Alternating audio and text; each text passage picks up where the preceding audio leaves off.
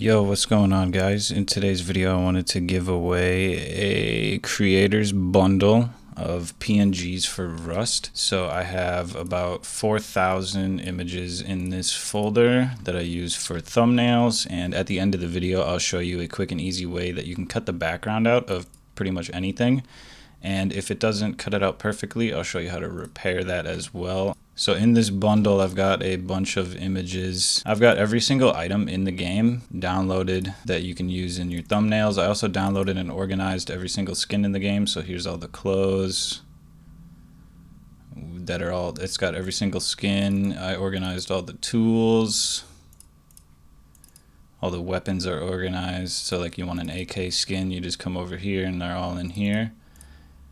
And then I've also got some in-game deployables, and as you can see, some of them, like this one, are kind of messed up, but you can just get rid of the rest of that in Photoshop or whatever program you're using.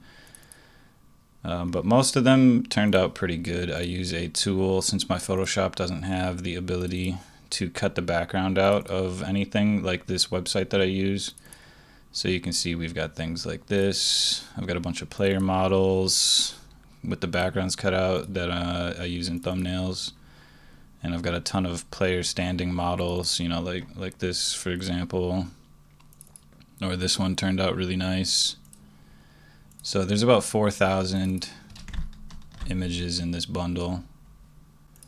And if there's not something that you like, I'll show you how you can cut it out for yourself. The main reason I'm giving this away is for all of the icons and stuff, not necessarily, you know, like the other stuff is just kind of in there. So I'll have a download link for this in the description below, as well as a link to the website that I use to cut the backgrounds out of stuff. So let's say you cut the background out of this image, but you know, we're missing a little bit of the building plan. We can just come in here with our eraser tool and fix this up real quick. It doesn't have to be perfect. But you also want to spend time on your thumbnails and make sure that they look good. I spend about an hour to 3 hours on every single thumbnail. Sometimes not as much time, it just depends. But the amount of effort that you put into video editing, you should also put into your thumbnail to make sure that you're not putting out something trash. So I'm not going to do this perfectly just to save a little bit of time. But anyways, you would come back over to here and cut out the thing that's missing. So we'll just do that real quick. So we're just going to outline the building plan, which is missing from our cutout version. And now we can come in here with a bigger tool and just get rid of the rest.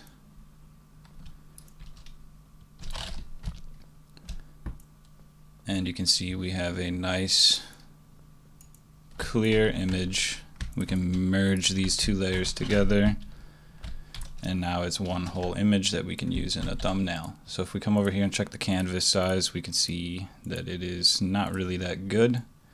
So we're going to make sure we got the full image on the screen and try to reduce the amount of canvas as much as possible. And then we're going to select this area and go to image crop, and now we've got this right here.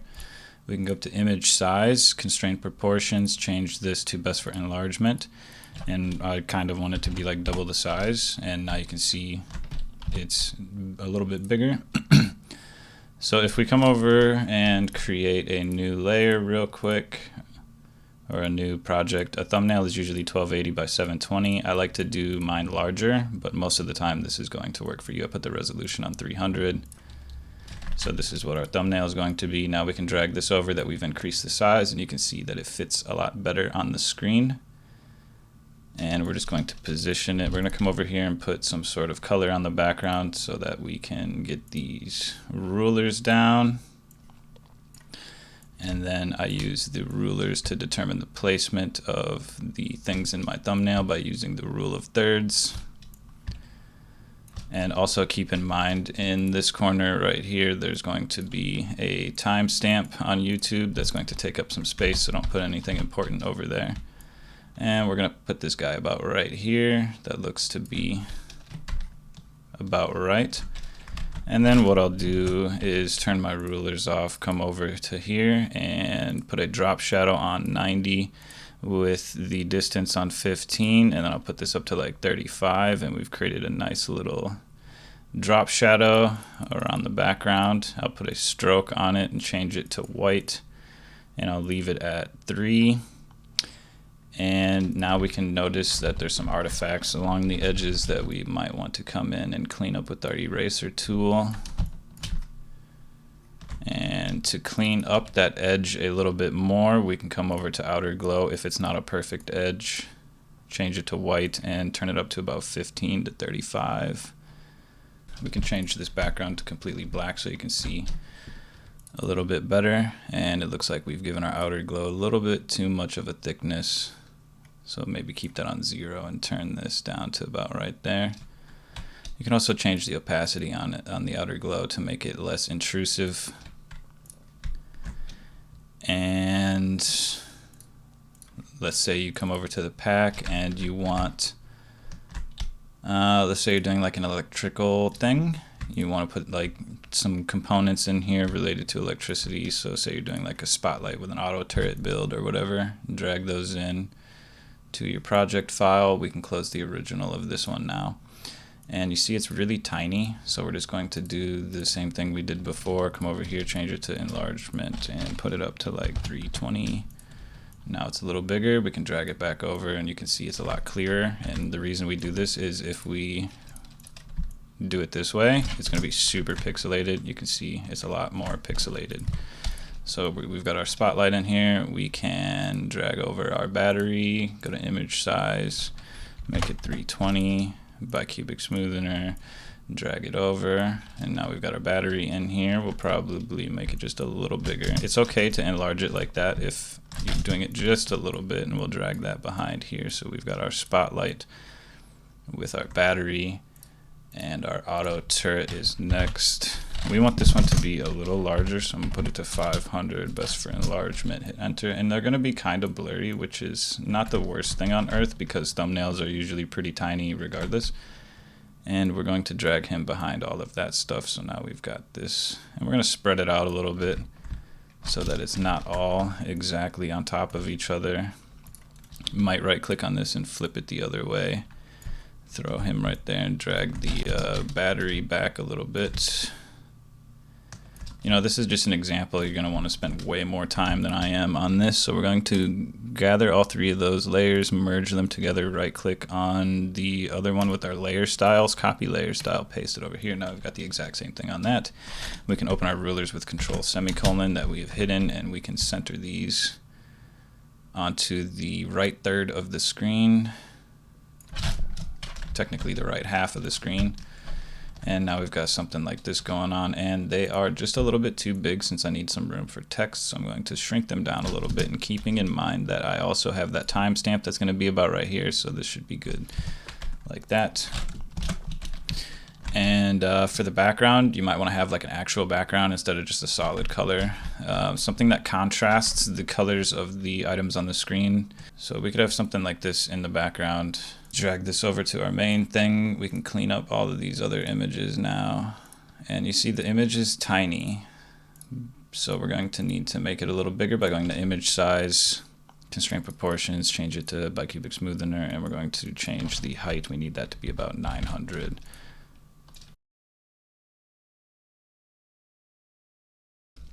Now we can delete that other layer, drag this to the bottom, and we've got a nice little background that we can use here, and just stretch it out a little bit so that guy isn't on the screen.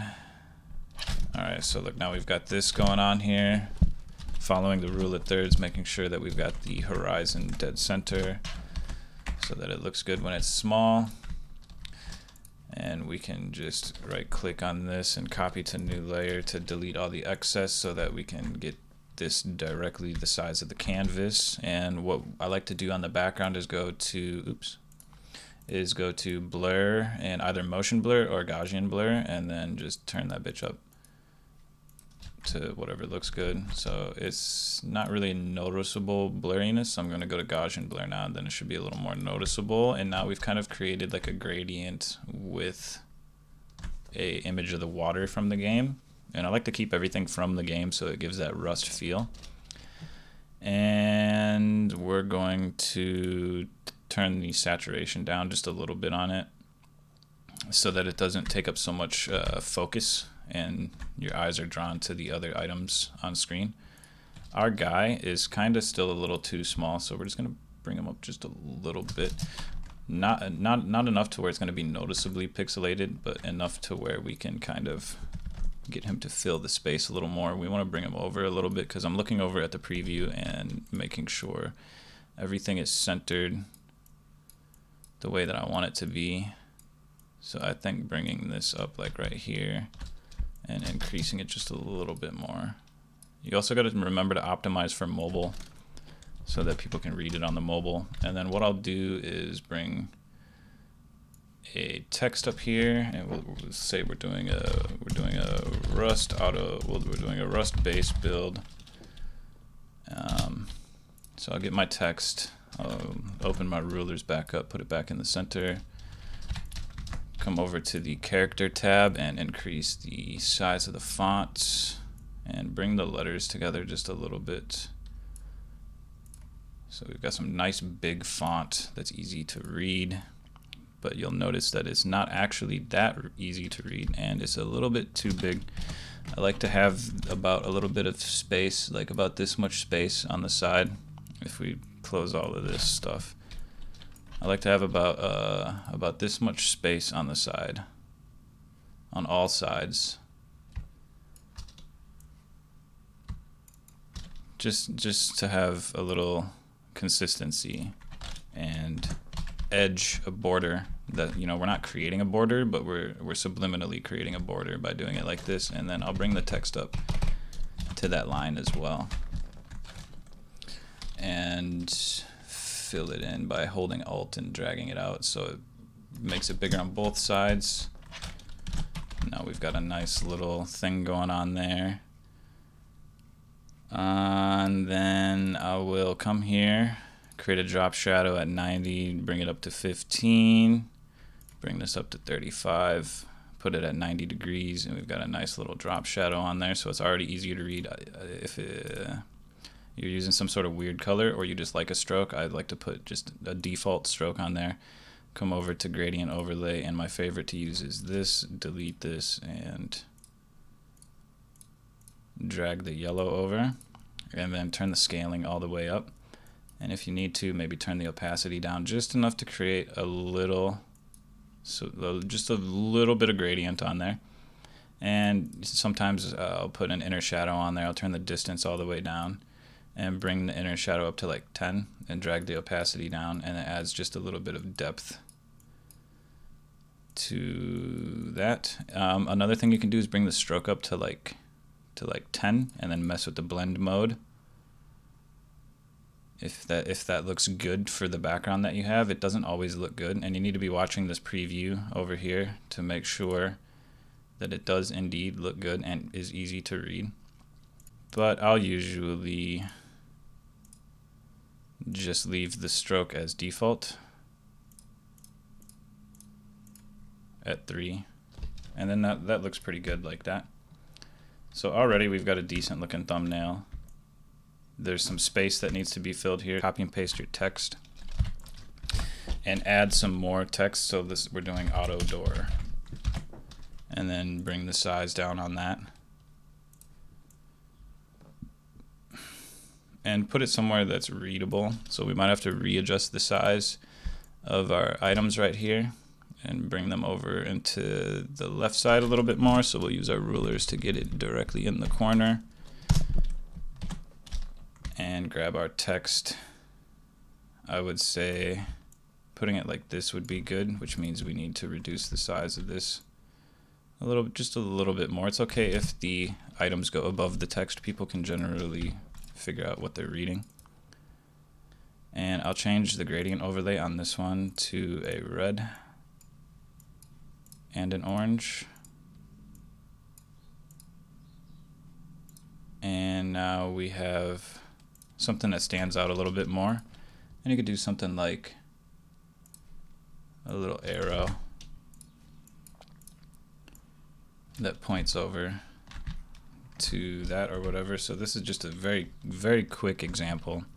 And now after I'm done, I will work on my colors to make sure everything fits together. So I'll put a 3-stripe color lookup on, and I'll drag that down to 35 or 25%. It's not very strong on this one, so I'll put it at 35%, and it just kind of brings all the colors down in contrast a little bit. And then we can come over here and we'll scroll through it first before I show you what it, so I can show you what it does. So this just puts a bunch of color filters on. And I'll change the opacity on that layer to about 25 or 35%, depending on whichever one I want. And this one you can just scroll through until you find one that you like. So we have a lot of blues, which means we probably need some sort of yellow or red. I like this one right here. It makes it really pop out. So you can see just that little tiny bit of difference from adding these two. It goes a long way, especially when it adds brightness and contrast and doesn't ruin the overall image. And then to mess with the shadows a little bit, we can come to curves. And I will drag this bottom one up, drag this down on the square where the squares meet right here, drag it down a little bit. So now we've created this sort of fade on the side. You don't want that to be too strong, just a little bit. And then we need to bring the highlights back up and drag the top one down just a little bit. And now we've created a sort of little faded effect, which really makes the thumbnail stand out next to other people who don't add any sort of color filters. And you can see the difference right here. And then that's pretty much it. You know, we created a thumbnail in like 5 minutes or however long it's been. And I will save this document. And then after I save it, I will flatten the image. And I'll just test out under image, auto tone. I don't really like it, so I'll Control Z it. Auto contrast, don't really like it, so I'll Control Z it. If it lets me. Undo state change, please. All right, well, it didn't undo it, but yeah, so then the color one, auto color, usually looks pretty good. Oh, there we go. Flatten image. So you can see the difference between auto color and what it was normally. It usually looks pretty good. And it's kind of too dark though, so I'll come back to the curves and I'll bring this up just a little bit and then drag that back down to where it was at and bring the highlights up a little bit. And what this does is just sort of gets rid of the extreme black. You know what I mean? It turns it into sort of a gray, which is easier to see when it's further away. So now we've got this nice little thumbnail. If it's still too dark, you can go to brightness and turn on use legacy and then bring the brightness up a little bit. Or just mess around with this. You want to do just little minor changes. You don't want to do anything drastic. And you can see we've got a nice thumbnail now made with images from this pack. Link will be in the description to this pack below. And now if you want to cut out your own images, you go to Remove.bg. And now you can pretty much just drag anything in here. Let's say you want a polar bear from Rust. So you just come find something that has, you know what I mean? Like, it's like, think of it, it needs to be like in front of a green screen, but it's okay to have some sort of variation. So like this one right here, it's got stuff that is obviously, you can tell this is the foreground. So you can come over here, copy that image and just paste it in here or drag it in here. And what this website will do is it'll delete the background for you. But it's not always going to work. So this one turned out really nice, and you can click original remove background, and now we've got this nice little background. You can see his feet are in the snow, so that's why he doesn't have any feet, and you're gonna have to keep that in mind as well. So if we did download this and use it, we would have to cut that out, or I mean, I guess it looks okay like that without him having any feet. Let's say you wanted Rust player, aka you could come over here. A good thing to do, this is not actually 1980 by 1080, is open the image in a new tab, which in this case is just going to download it, and we can drag it in here.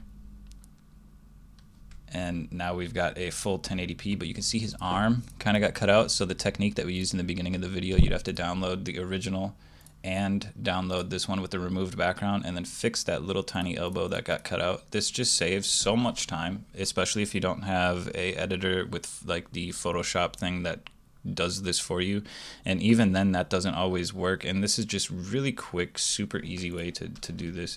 I mean, you can just take any image off of the internet and do it. So like this one right here, we could just drag it over, throw it in there, and we can go look for something else. We could go Rust Dome. look for the dome, and you can see this one right here would probably work really well. You could drag it in there while that other one's going. Maybe look for a different dome, and I'll show you this one is not going to work because there's just way too much going on. Let's try to find an example of, and it needs to be things that the AI on this website is going to recognize. So this one right here might work. Let's do Rust Cinematic Player.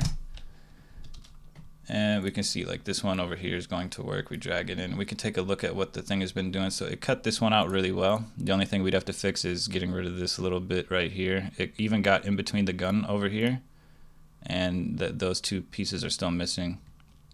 And part of his arm is gone right there that we'd have to bring back in. But overall, I mean, that one turned out really good. This dome one turned out okay.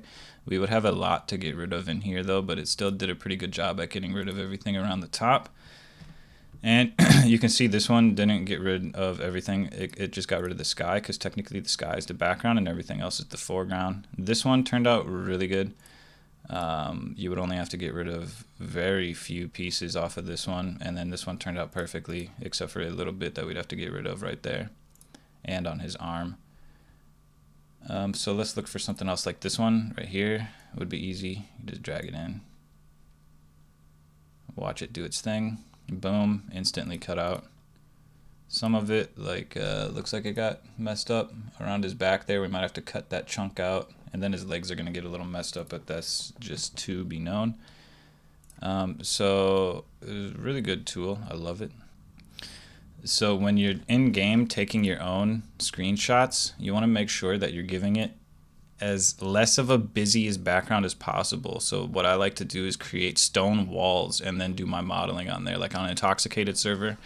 And then you can go into the F1 console and type debug.debug camera, and you'll be able to go into third person and then get a better shot on it, and then put your settings all the way up maximum, because all you need is one frame, so it doesn't matter if you lag. You're just taking a screenshot, and then you can turn your settings back down or close the game or whatever, and you've got your screenshot. You drag it over in here and you got the background cut out very quickly. But yeah, I'll have a link to this in the description below, as well as a link to download my pack, which includes every single item in the game, such as this, as well as some things that I have cut out from this website already. A bunch of images like this car and a mini copter have already all been cut out, and you just have a little bit of minimal work to do. So like, I just haven't gotten around to using these ones yet. Some of them I've already came through and cleaned it up, like this one right here. I came through and cleaned it up and saved it. So the link will be in the description below for that. Please subscribe if you enjoyed this video. Send this video to somebody who you know is trying to get started in the Rust content creation scene, and they need a little bit of help with their thumbnails. This would be a very good resource to send over to them. I'll catch you in the next one.